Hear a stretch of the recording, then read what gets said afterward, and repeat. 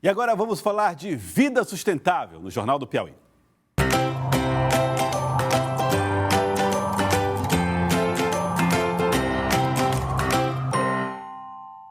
Vida sustentável no Jornal do Piauí com Gorete Santos. Tudo bem, Gorete? Tudo ótimo, Joelson. Boa tarde para você, boa tarde a todos. Gorete, a gente sabe que quando você está num clima arborizado, você tem aquela percepção de que o conforto é melhor, né? Sem dúvida. Você se sente bem perto das árvores. Isso não é só uma impressão, né? Não é só uma impressão e a função vai muito além disso, né? A gente já sabe, obviamente, que a arborização, ela traz um conforto térmico, né? Porque vai reduzindo aquela sensação de calor, mas vai muito além disso, ela tem muito mais funções. E quando a gente remove, Joelson, as árvores ou a cobertura vegetal em si, porque não se trata só de árvores também, a gente tem uma série de consequências.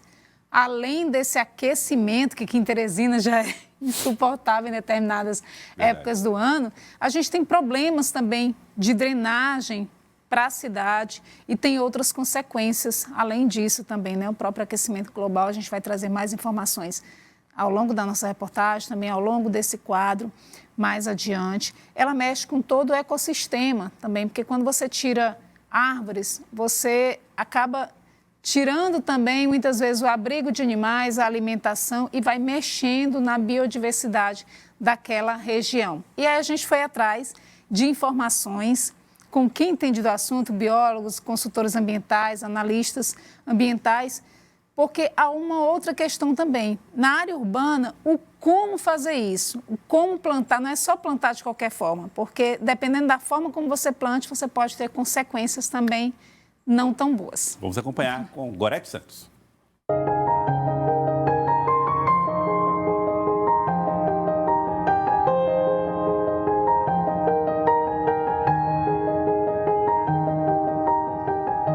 O Jardim Botânico, no bairro Mocambinho, preserva 36 hectares de mata nativa, um gigante de conservação ambiental em área urbana.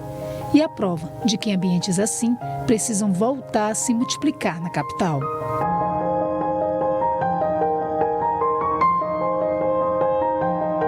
Quando você passa perto de um parque botânico, por exemplo, esse que está do lado aqui do Mocambinho, né, quem tiver a curiosidade, baixa os vidros da janela, num dia quente, você vai perceber quando se aproxima da região do Jardim Botânico, a temperatura dentro do carro muda, né, porque o entorno está arrefecido.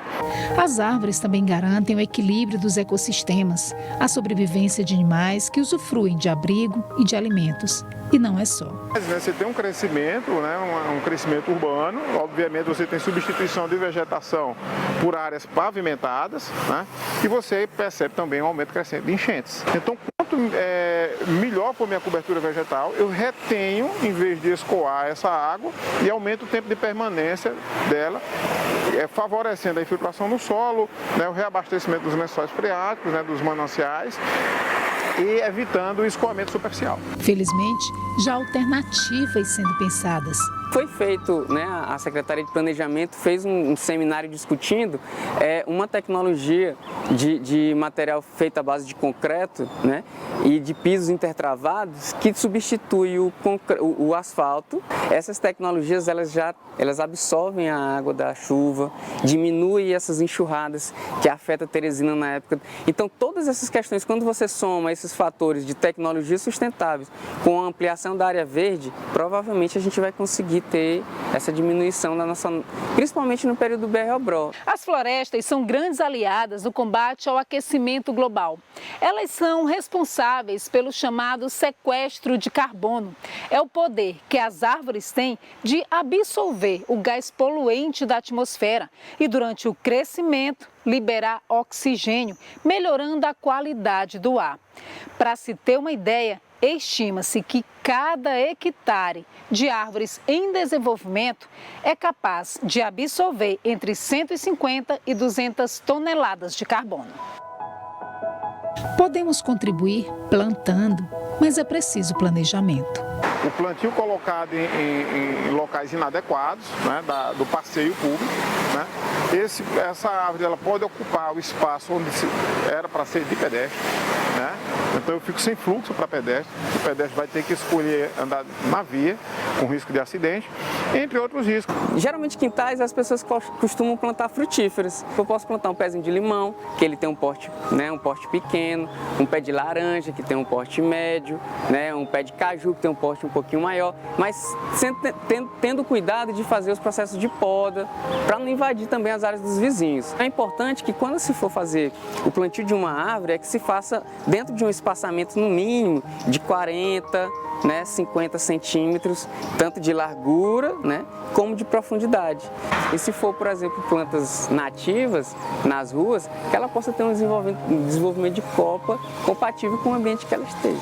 Aí se a gente vai ter, dentro dessas situações, a gente vai ter árvores, por exemplo, como o flamboyanzinho, tem, né, um flamboyanzinho, o ipê-mirim, né, que a gente pode estar plantando. A gente tem aquela planta bem acolá que chama pau d'água. É uma planta que ela não cai a folha o ano todo, ela está ali sem cair a folha. O caneleiro também, ele sempre fica mesclando folhas com flores, né? Então também ele não cai. Então é bem interessante que a gente possa ter essas misturas de espécies dentro de uma rua ou dentro de uma praça, onde a gente vai ter aquele momento que vai ter aquela planta bonita, que vai estar florando, e aquela que vai estar continuando dando sombra.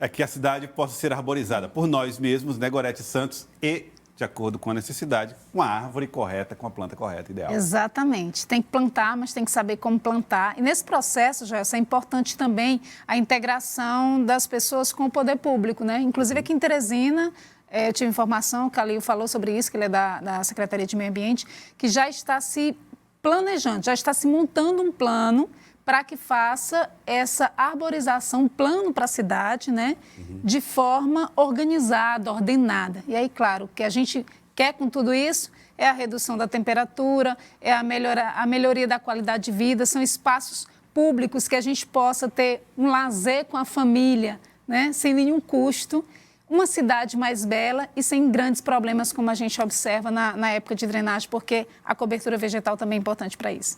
Gorete, muito obrigado, viu? Eu que agradeço. Parabéns pela reportagem. Muito obrigado, Gorete Santos, falando aqui de vida sustentável no nosso Jornal do Piauí.